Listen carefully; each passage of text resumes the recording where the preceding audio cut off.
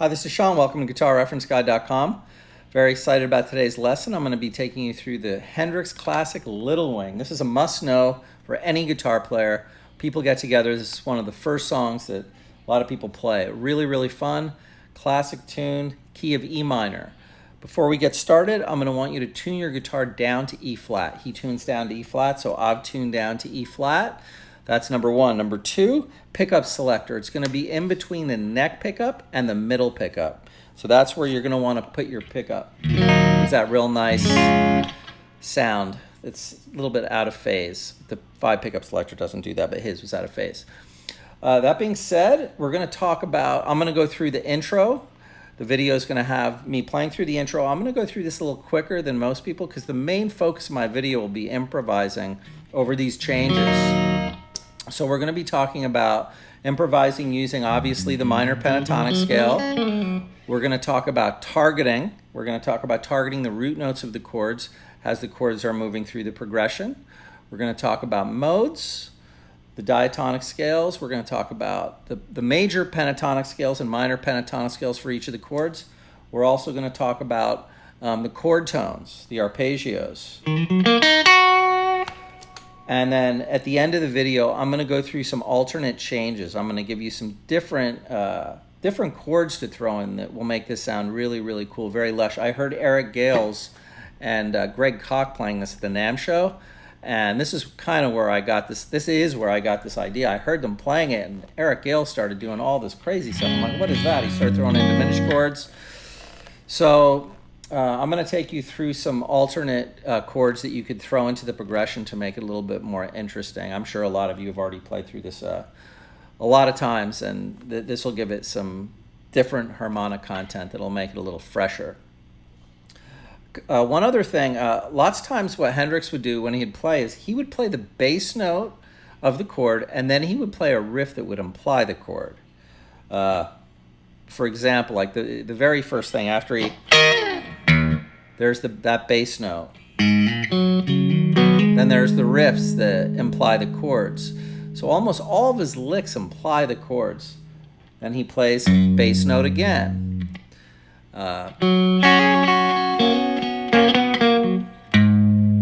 So this is something that he would always do, and typically, well, not always, most of the time, he would be playing that note on the first beat, and that is a great anchor. So a great thing to start practicing is literally just playing the first note of each chord, the bass notes, and then playing some notes around it.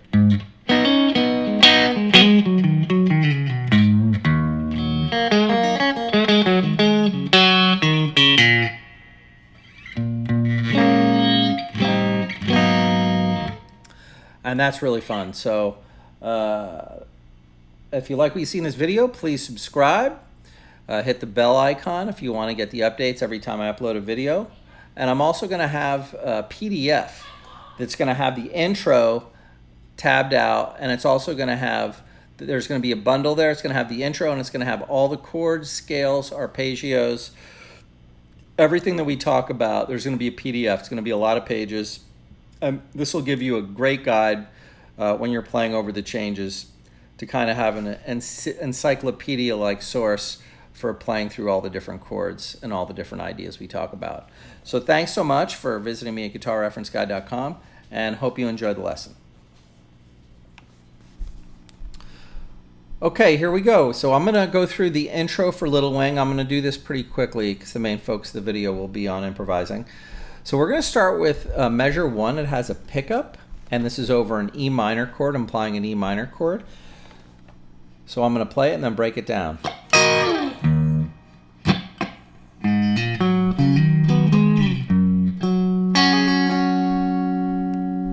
Okay, so here what I'm doing is I'm starting with a mute.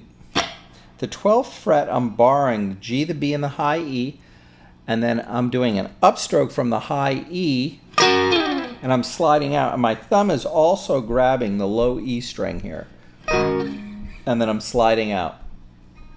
Right after that, I'm going to go to the low E string, and I pop the low E string.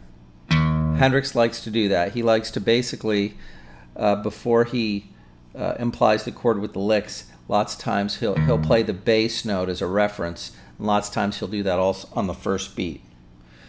So the first lick we have pop open E, down up mute. Now we're going to play the A string, hammer to the 2nd fret, open G string. We're going to move to the 5th fret, and we're going to hammer. We're going to bar the 5th fret on the A and the D. We're going to hammer to the 7th fret on the A string, but the D string is also ringing out, so it's real important that you arch that 3rd finger.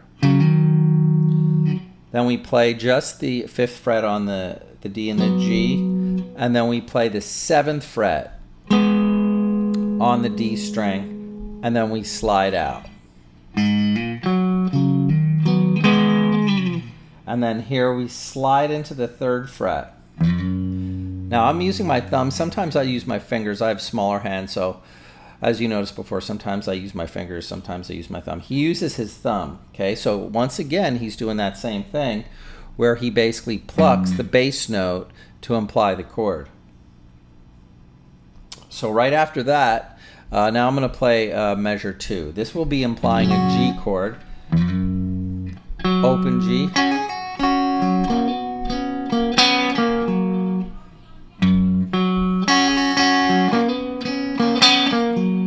Okay, so here we slide into the 3rd fret of the low E string, open G. We're going to bar the 3rd fret on the B and the high E, and here we're going to hammer off of the 5th fret, which is the 9th. Then we're going to put our 2nd finger on the 4th fret of the G, index finger is on the 3rd fret of the B, and we're going to hammer into the 4th. So we're playing the G and the B, and with my 3rd finger, I'm hammering into the 5th fret, which is the 4th of G. I'm gonna do that one more time. Open G, hammer, pull off, just the 5th there. Open G, then I do the hammer, then I play that again, just the 2 strings, take my 3rd finger off, now 5, 4, 5.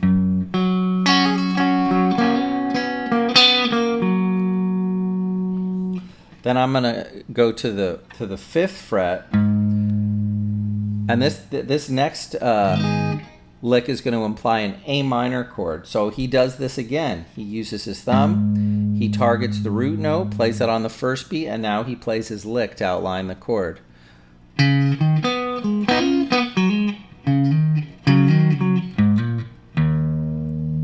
more time.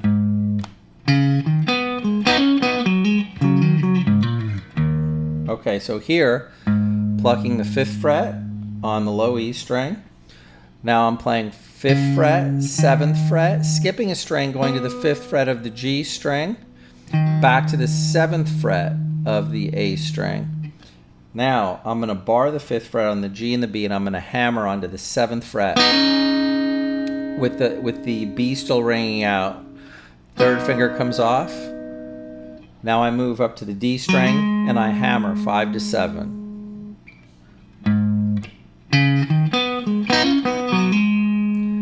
Then the next move, I take my index finger and I move it to the A and the D, and I hammer to the 7th fret again with the D ringing out underneath. Then I play the 5th fret. Then I'm going to hammer 5 to 7 on the low E string, and then he's targeting that E, so he's playing that open E string again. So measure 3 over the A minor chord.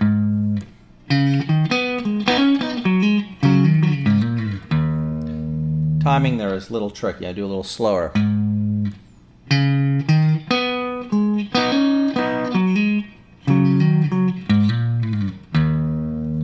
Okay, measure 4. We're back to E minor, back to implying an E minor chord here. So I'm playing this voicing, basic E minor voicing, and I'm gonna, after the E, I'm gonna come to the G and the B, and I'm gonna hammer with my pinky off of the 10th fret. So I'm playing 7, this is actually E minor, so I'm playing 7, 9, 7, 8, and 7. This is an E minor 7 chord here. Now, just playing these 2 strings, I hammer off of the 10th fret. And then I come to the 5th, which I'm going to play the A string and the D string. Play that twice. Pinky is going to go to the 10th fret. Pinky comes off. I'm just playing the 7th fret on the D and the G string.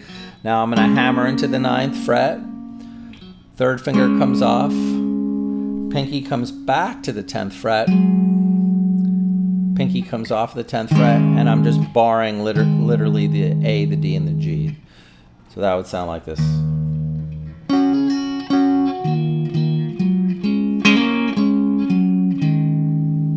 Classic Hendrix.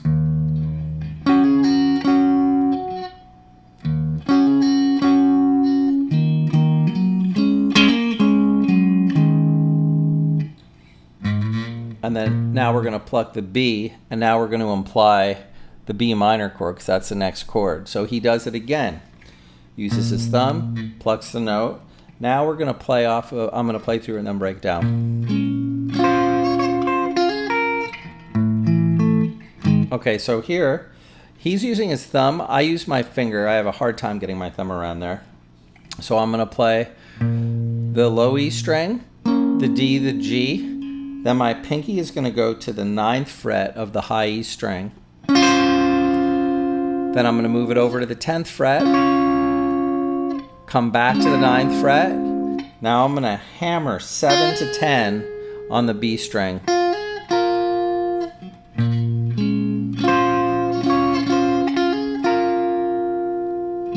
And then I'm playing the D and the G. And then I'm going to move over to 6, 8, 8, and then now he's plucking the 5th fret of the low E string to imply the A minor chord, and that's the next chord that we're on. So one more time.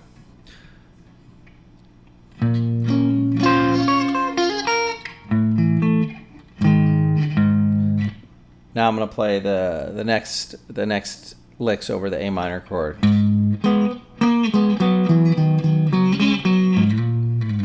Okay, so here, pluck the bass note. Right after I pluck the bass note, I'm going to be bringing my 3rd finger to the 7th fret of the D string. I'm playing D and G. Pinky goes to the 9th fret. 5 is still ringing out, back to 7. 3rd finger off, you're just playing 5 and 5 on D and G. Pinky to the 8th fret. 3rd finger to the 7th fret, still playing 5. Back to 5 and 5 on the D and the G. 7th fret, 5. And here we slide to 7 and then back to G.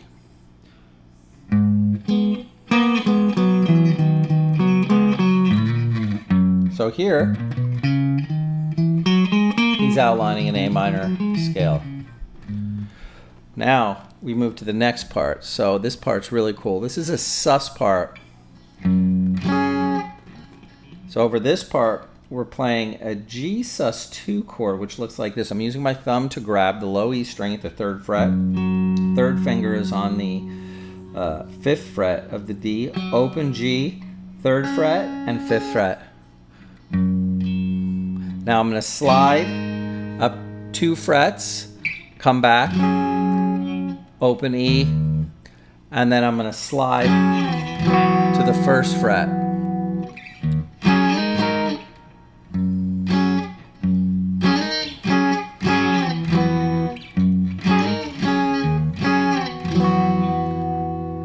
And then I'm going to go right after I hit this chord, kind of like picking through it just very lightly. So this is the same chord, just sliding up to the 1st fret. Now I'm moving into a C chord. This is only get 2 beats, the C chord. I'm playing this, I'll play it and break down. And then I'm going to move up to D. So over the C, I'm just playing a C chord, playing the D and the G. Now with the G and the B, I'm going to hammer off of the 3rd fret, which is the 9th. And then I'm sliding up to a D chord, and I kind of just go back and forth on the D chord like this. I'm playing 5, 7, 7. Now my index finger is going to go to the place where my 3rd finger is here for the next series of licks. I'm going to hammer to the 9th fret. 3rd finger comes off, play that twice, pinky, 10th fret, 7th fret, and then I'm playing the 9th fret, 9, 7, and 7. So the last 2 measures would sound like this.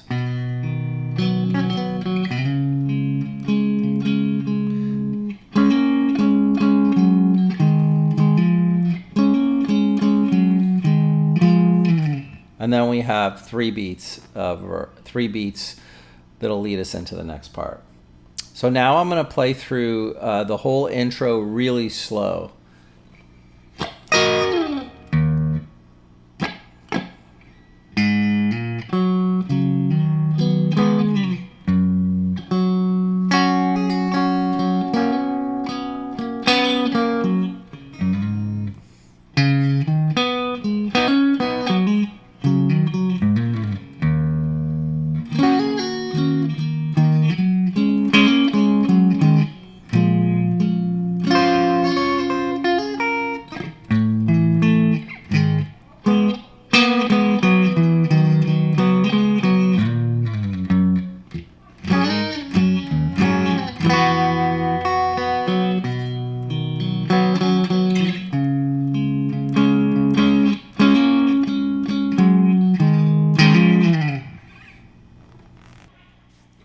Okay, now we're going to talk a little bit about improv. So the first thing that you want to get down is memorizing the chords and the order of the chords.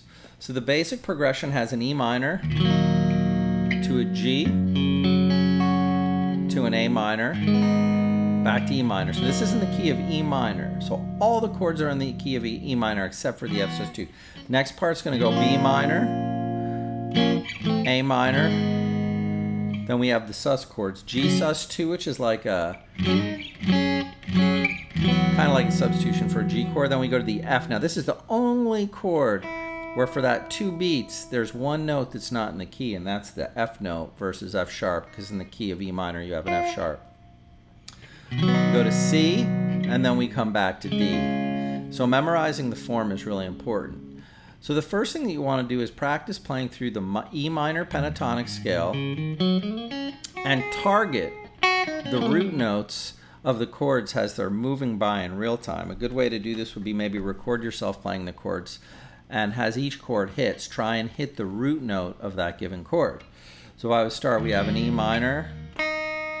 I have to get to G. There's my G. I gotta get to A. There's my A note. Back to E. Right on the first beat.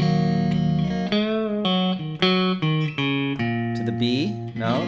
Now I'm gonna have to go to A.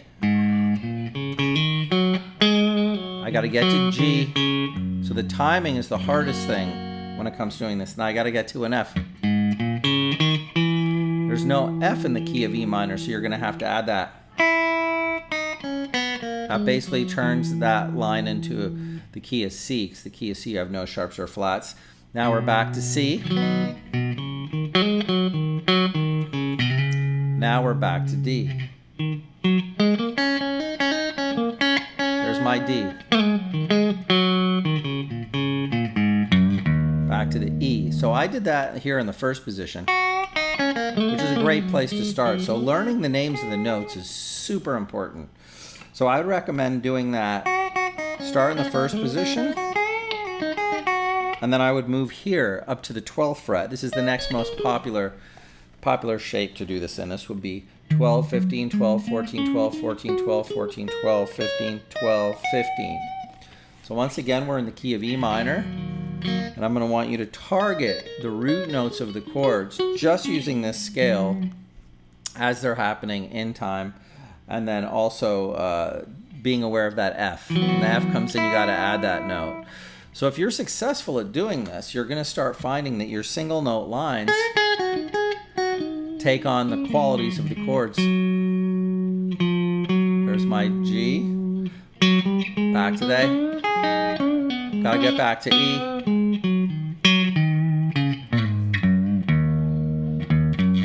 There's the B. So that's all pentatonic. So that's step one. So step one is basically playing the pentatonic scale, targeting the root notes of the chords as they're moving by. Step two would be doing the same thing, but this time using different pentatonic scales at different times. So, for example, I'm E minor. I'm on the G.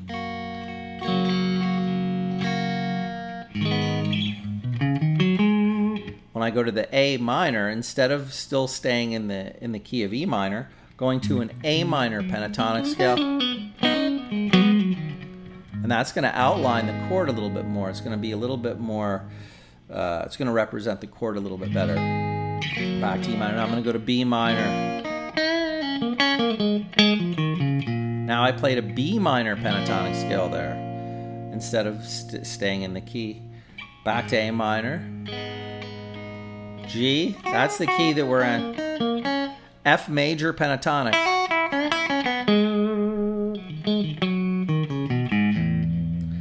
Now we're going to go back to the C, to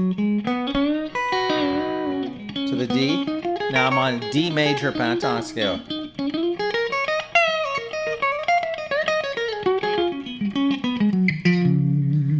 So this time what I did was, instead of just playing the root note in the key, I'm hitting the pentatonic scale that goes with the chord.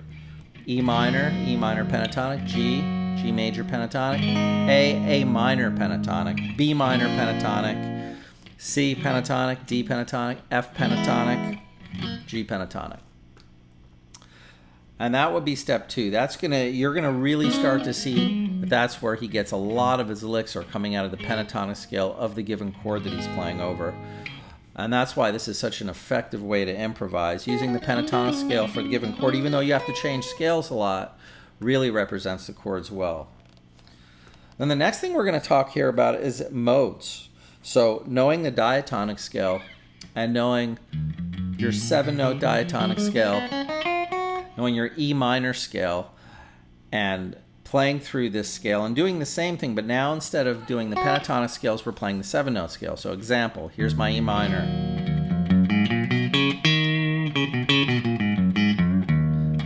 1, 2, 3, 4, 5, 6, 7, 1. So the first step here would be just getting down your E minor diatonic scales. I'm playing them in all the different positions. My bundle will have all of this stuff. It'll have all the scales in all the different positions. Now I'm going to go to G major scale. A, now this is an A Dorian scale. This is a G major scale starting and ending on the A note. And that outlines the A minor chord. Back to the E minor.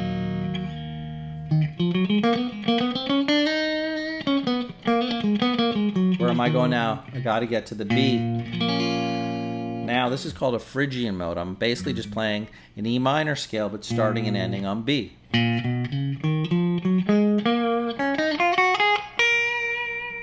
Very effective. Very exotic sounding.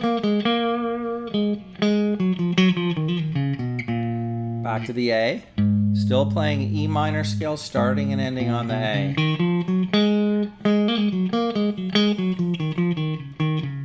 And that's my Dorian mode. Again, now we go to G, Ionian mode, your standard G major scale. Now this is where we have to change. Now since we're playing, here would be playing essentially, the best fit would be then a C major scale starting and ending on F, which would be, that would be the Dorian scale. So you're playing a C major scale here, but you're starting and ending on F.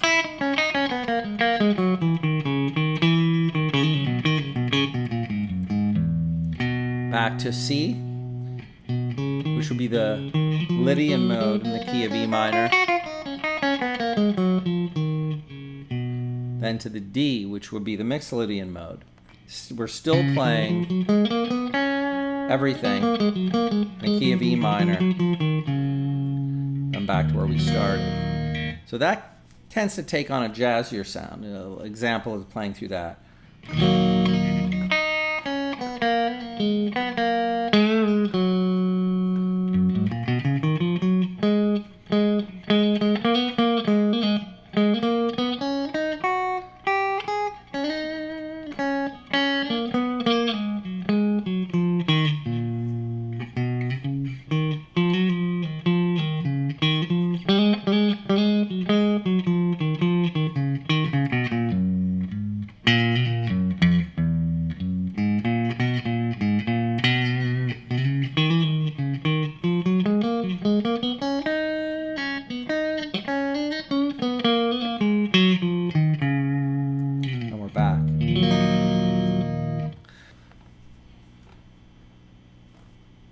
So then another thing that's really effective, very, very close to the pentatonic scales, is using just the chord tones, the notes that make the chords. I think that this works really well because you can use just a couple notes, and that really goes a long way in being able to imply the chords. So if I was playing an E minor, what are the notes that make an E minor? Well, I would have an E, a G, a B, and an E. That's it. 1, minor 3, 5, 1, minor 3, 5, 1, minor 3, 5. Then I would have G, 1, 3, 5, 1, 3, 5, 1.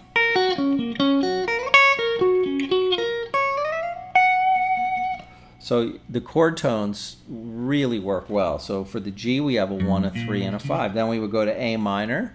For an A minor chord, the notes would be 1, flat 3, and 5, and that would be A, C, and E. For G, I didn't do G. G would be G, B, and D. Those are the first, third, and fifth intervals of a G scale. For A minor, we have 1, which would be A, minor 3, which would be C, and 5, which would be E. No, we wouldn't hit that. B flat 7. So here we'd have 1, flat 3, 5, 1, flat 3, 5, 1. Back to E minor. B minor.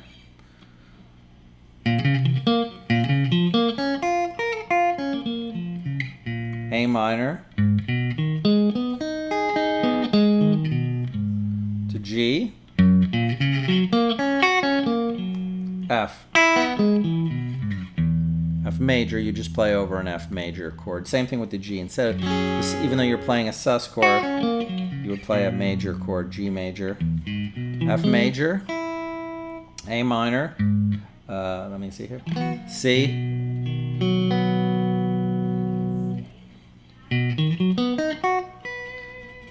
So there we'd have 1, 3, 5, which would be C, E, G, C, E, G, C,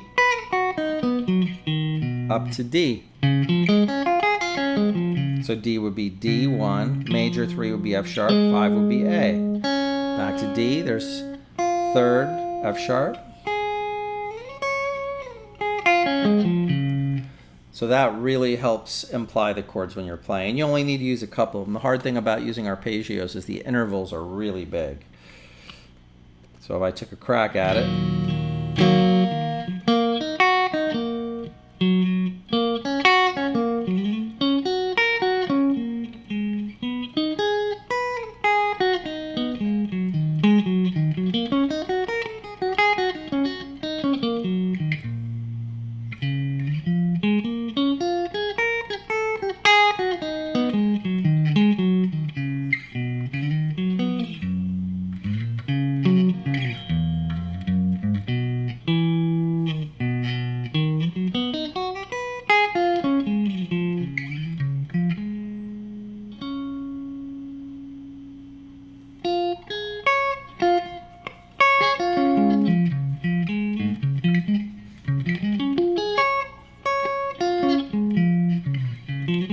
my D's back to where I started.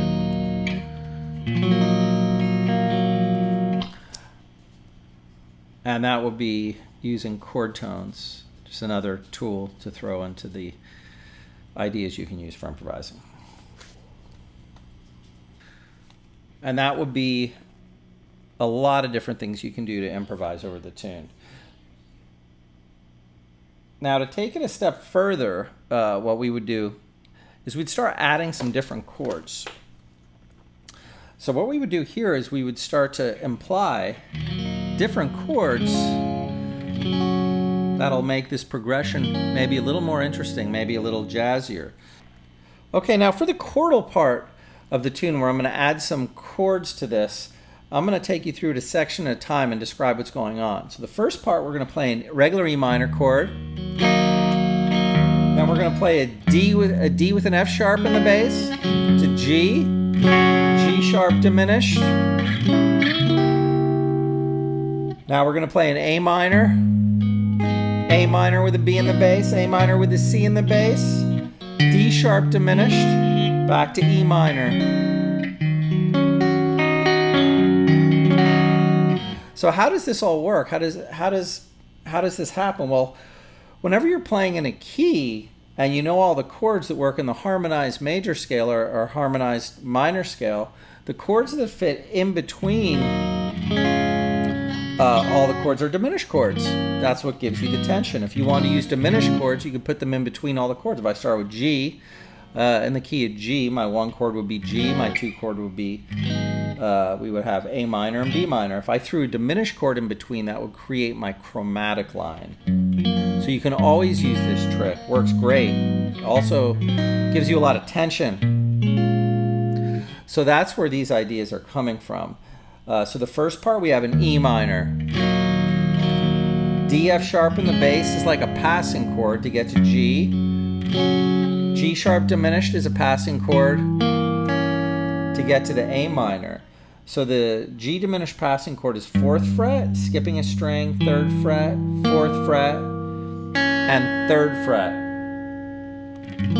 And you heard me move up. You can move it up in 3rd. So every 3rd fret, the chord is going to invert and become the same chord. You can also bring the low E down to the high E, and it would look like this. And then I played after that. I played the A minor, B in the bass. This is like a walking bass line. Now I'm using that diminished tool again. Now I'm playing the D sharp diminished chord here to get to the E minor.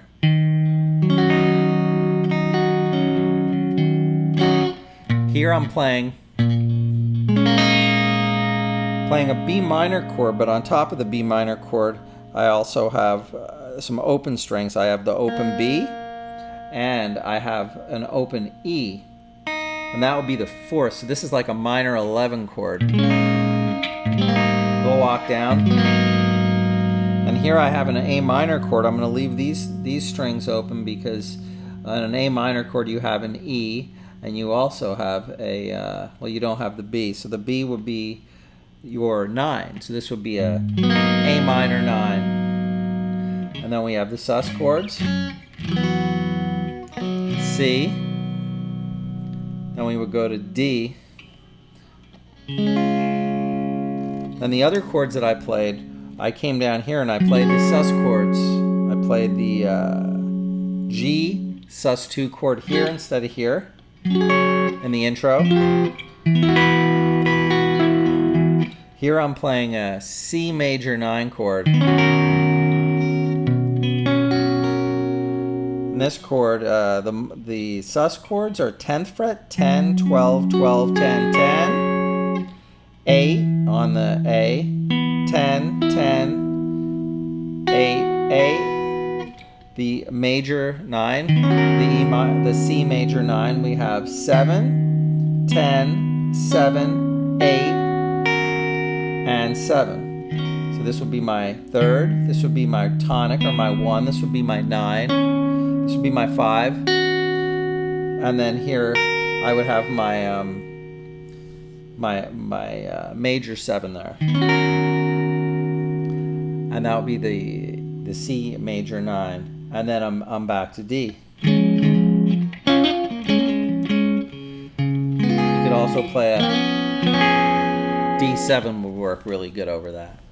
So those are the alternate changes. Really cool if you're playing over a quarterly and you want to add some new stuff to it. That works really, really well. Also works really well if you're going to solo over that. Solo over those changes instead.